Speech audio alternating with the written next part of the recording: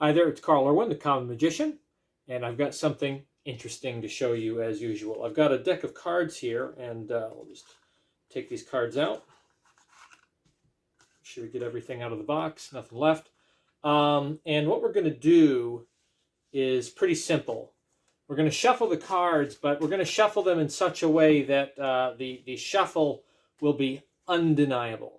Okay, so I'm going to riffle shuffle them together. You can see that they are laced together. Do a cut. If that's not good enough, we'll give it a good old-fashioned table wash. Now you know that there are ways to cheat at this, but you have to take my word for it. That's not what's going on. Okay, this is a genuine table wash. In the right circumstances, doing this, you could have the spectator shuffle. They would shuffle the cards until they're happy. Once they're satisfied, you would have them, of course, cut the cards. So nobody knows the situation. Nobody knows the order of the cards. In fact, I immediately would take the cards back, and I'm going to isolate them right here on top of this glass that I have sitting here. So I'll set them right here, and you can see that nobody's going to go near that.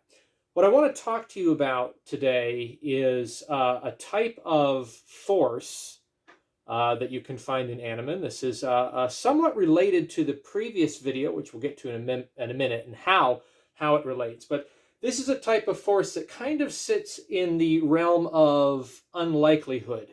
Not many people are going to try these types of forces, but there is merit to them in certain situations, and we'll talk about that in a minute. But what has happened here is we've had the deck shuffled cleanly. Nothing's happened to it. It's been isolated, set on a table, maybe right in the middle of the stage on a glass. Nobody can, nobody's touched it. Nobody's gone near it. It's completely isolated. And at this point, without doing any kind of maneuvering, right, a prediction is revealed. And you can see that we have the King of Spades is the prediction. Okay, so imagine a trick, imagine a revelation, imagine some kind of sequence of events where you get down to this. King of Spades is our prediction. This was sitting out here the whole time. It's not a 52 out kind of thing.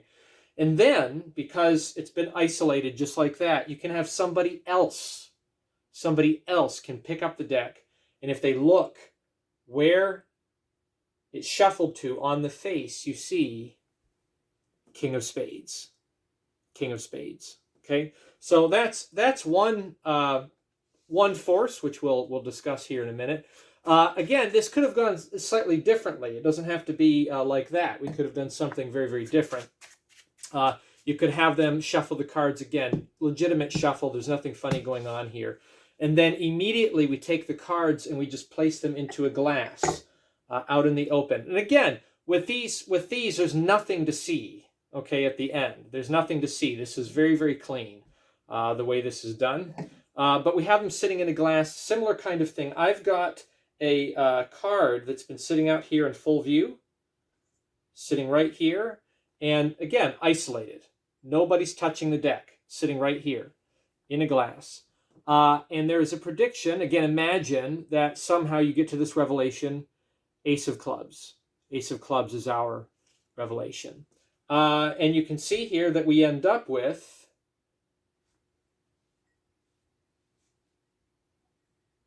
the Ace of Clubs.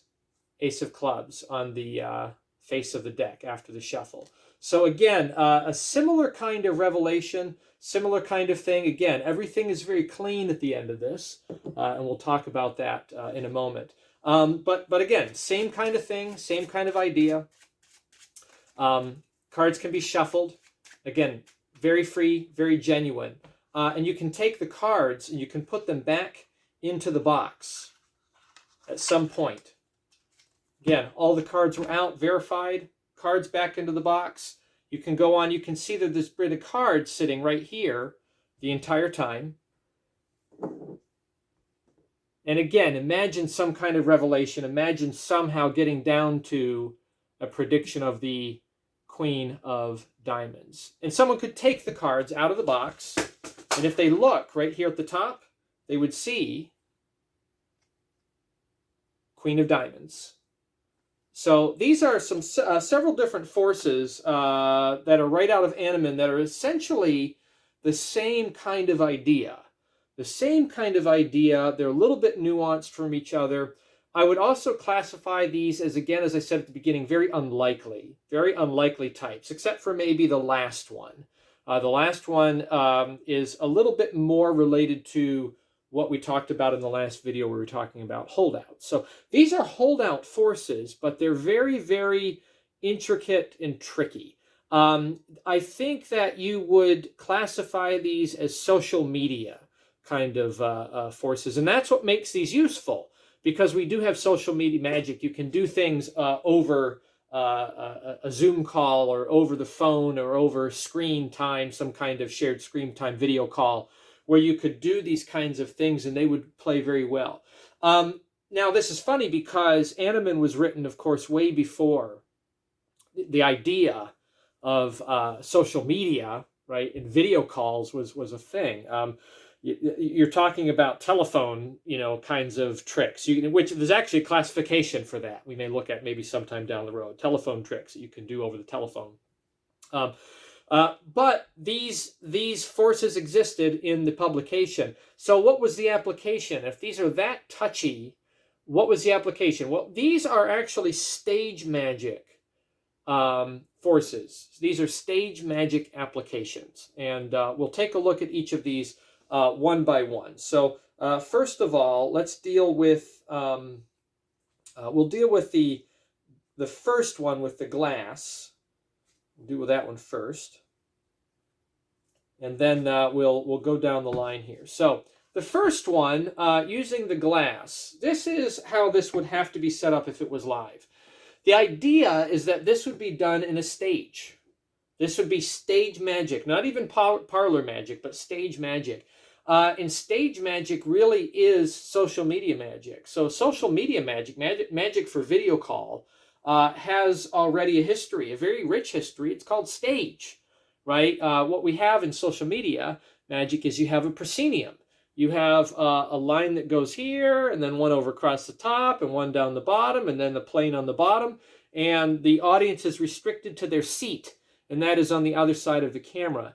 And so it goes for stage magic, right? The audience is in a particular seating, and they do some geometric calculations for all of the stage illusions to make sure that angles are absolutely perfect on the stage inside of the proscenium arch in the right locations. Even with 360 kinds of stages, they take into account the audience seating, the fixed audience seating, and where the magic can happen and what the angles are to make it happen. So this is one of those tricks, and Annemann talks about this. You take a clear glass. Now, the fact that it's a clear, very dirty clear glass, but it's a clear glass, this is somewhat of a throw-off, right, if you think about it, because being glass, being clear, being crystal, there can't be anything tricky with this, and indeed there is nothing tricky with this at all. The way this works is that the card, the force card, is held out. It is separate from the deck. It is separate from the deck of cards at the beginning, and being separate from the deck, it allows it to be held out in a place where no one can see it. In this case, it's sitting on top of the glass, and you'll notice that the camera setup is lower than normal. Whenever you see me in this table here, the camera is set so that you're getting an absolute head-on view of this glass. And this can actually be done in a theatrical situation where you have an auditorium rise. You have the upper levels, right, without a balcony, but the upper levels in the back could be very easily at eye-line level to the stage if this was sitting on a table or a stool, or if it was elevated in some way, and you would do the math and you would figure this out.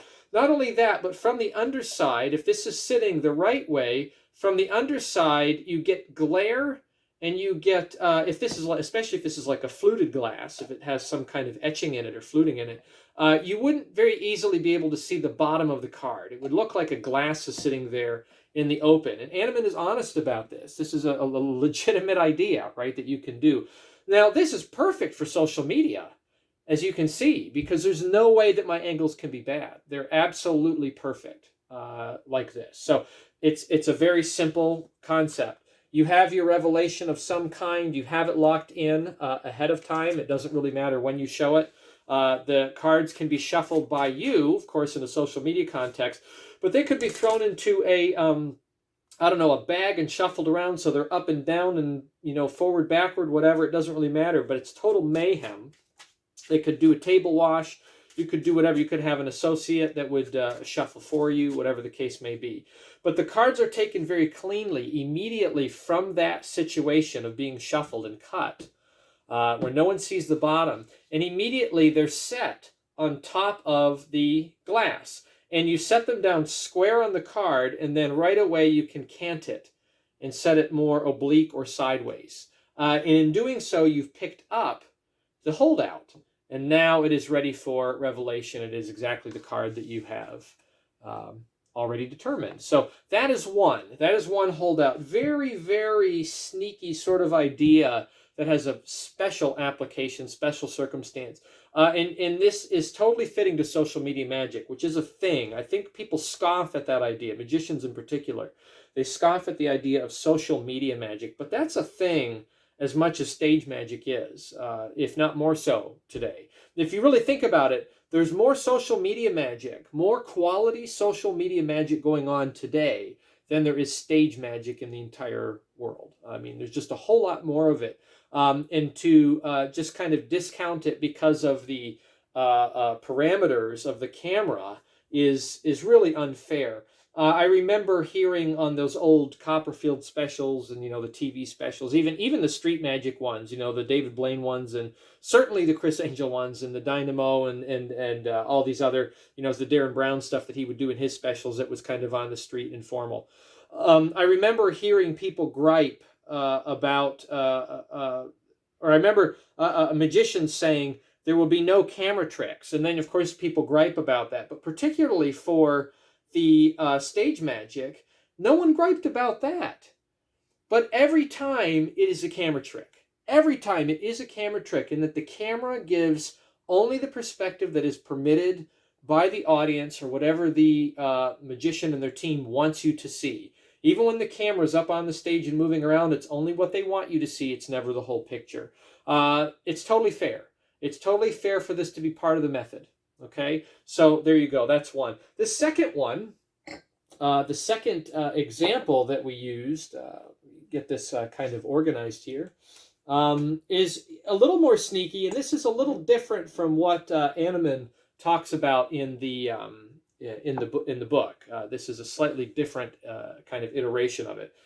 This is a little better, actually, I think, than that. And you could probably use this in a parlor situation. This could be a parlor kind of example. And I'll show you how this works. We have our predictions sitting there, or whatever, however you want to reveal it. Cards are shuffled legitimately. Being in a parlor, you could have somebody shuffle the cards. The glass would be sitting on a table, back away from the audience, not at a table with people sitting around, but it would be sitting there. This is a kind of a fluted, a slightly fluted jar for like preserves, for jam, right, is what I found. And I found that this was just big enough to fit a deck of cards into it, which is perfect for this kind of a thing. But the cards would be shuffled. They would be cut fairly, and then immediately the cards are taken, and they're set very cleanly. They're set into the glass, just like that, okay? And they're sitting in the open. And then this is a great reveal. And you could actually have someone do this. You could have someone either take the cards out, or they can turn the jar around, and you can see that it matches the prediction every single time, no matter what. Ace of clubs in this case. You can even take the card off. You can even inspect the jar. I mean, everything is inspectable. Now, what this is an old ruse that is brought up in Annemann, by Annemann, known as the mirror glass. This is a mirror glass method. Now, the mirror glass is when you have a glass that has a mirror dividing the front from the back, so that you're looking at the mirror side from both sides, a double-sided mirror.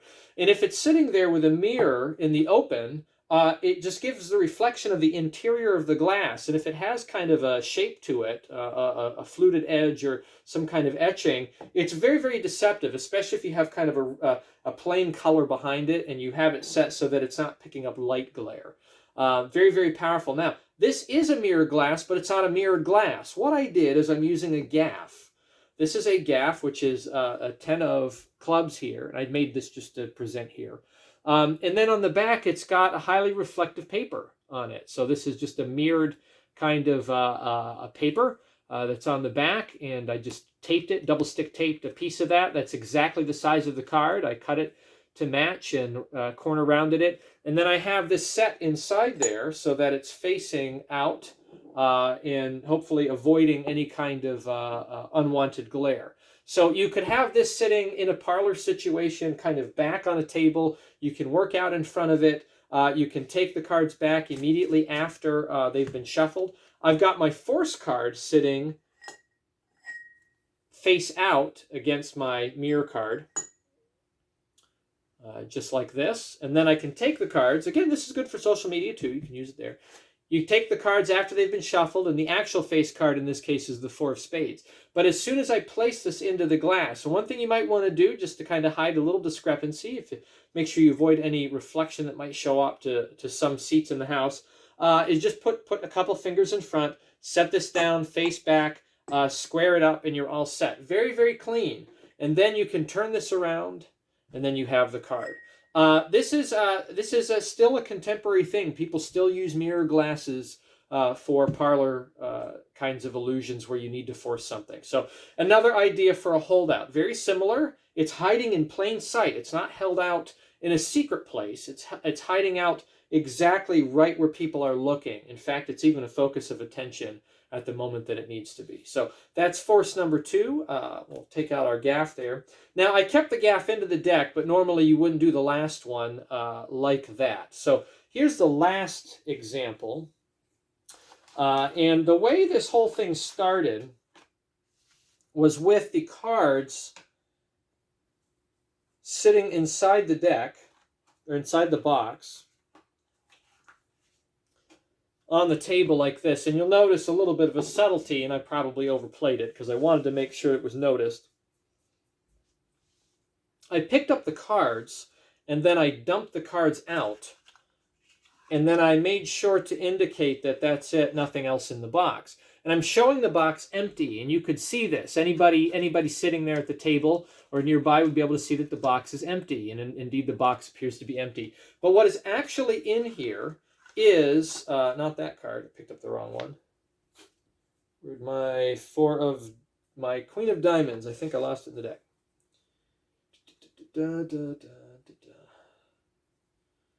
Bear with me for a moment. Queen of Diamonds. Okay, so what I did is I had my force card, the card that needs to be forced, is sitting against a blank. It's a blank card. So a good use for a blank card, right? A blank card is white on one side. There's no printing on it. This is actually a blank card taped to a card because I didn't have this particular back in blank. And then I have the Queen of Diamonds sitting, matching the back on that. And then this is sitting face up inside the deck, or inside the box. And it's sitting in there against the bottom edge, and you can see where the thumb cutout would be. When I show the box empty, I just cover this up and I demonstrate that the box is empty. One quick glance in there and you can see white all over. It's an empty box, and I can set this down later on whenever the cards are shuffled and I put them back in there. I just want to place them on top of the gaff and the force with the back facing down, because this time the force is going to be on the top card. Then this can sit out in the open. I can have somebody take the cards out, or I can take them out very fairly. I could even spread the cards like this. I can show the top card from the shuffle to match my prediction. And my gaff is sitting right there in plain view, right here, right on top. I could even shuffle it in. I could even carry on with some tricks with that in the deck and then ring it out at my earliest convenience. But that is another example using this kind of design. So these are 3 different forces using plain sight holdouts. Another example of this I didn't do here, but this is extremely contemporary, used by stage magicians all the time, and even close-up. This one fooled Penn and Teller, actually, a number of years ago, is to do black art. So you can do the same kind of premise here as this card, but you would have a force card, so the face would be forced, but the back would have maybe a piece of black, flat black construction paper on it. sitting on a flat black felt pad or tablecloth. And if you match it well enough and you have the spectator sitting at the right place, nobody can see that thing sitting there, particularly under some nice hot lights. And if it's on camera, as it was for Penn and Teller, there's no way you can catch it out. And then all you have to do is set the deck down on top of that card. It squares up, and then whenever you pick up the deck, you then show your force card that is picked up with that black art back on it. It can even be taken off the deck and set out there as if it's completely normal. If you really want to supercharge this, you can do it such that maybe it's got a sticky substance on it and it can pick up a card. And that might be going too far, but if you did that, you would end up with a double that you can pick up that actually has a fair-looking back on it. Be very, very deceptive, particularly for fooling magicians if that's your thing. So a number of different ways to do the hiding in plain sight holdout. Angles, mirrors, gaffed card mirror is probably a better way to do it, a more updated version of that. White back or white face holdout that you can do inside the box. It blends right in with the interior of the box. Or black art, or any other kind of matching color that you can do. So if you're going to match another color, pretty risky. I think you'd want to make sure that you're using flat kinds of colors and mostly dark. Black really is best. Something that does not reflect any kind of light whatsoever. You can even get certain types of paint that are absolute flat black. You got to pay for it. It's a little expensive. And you could even paint the back of a card to make it exactly the way you want it to be. So those are the ideas out of Annemann, holdouts in plain sight, bringing some ideas from a number of different places in the book that are really all very similar kinds of concepts. So there you go, hiding in plain sight. Good luck with that. Happy magicking.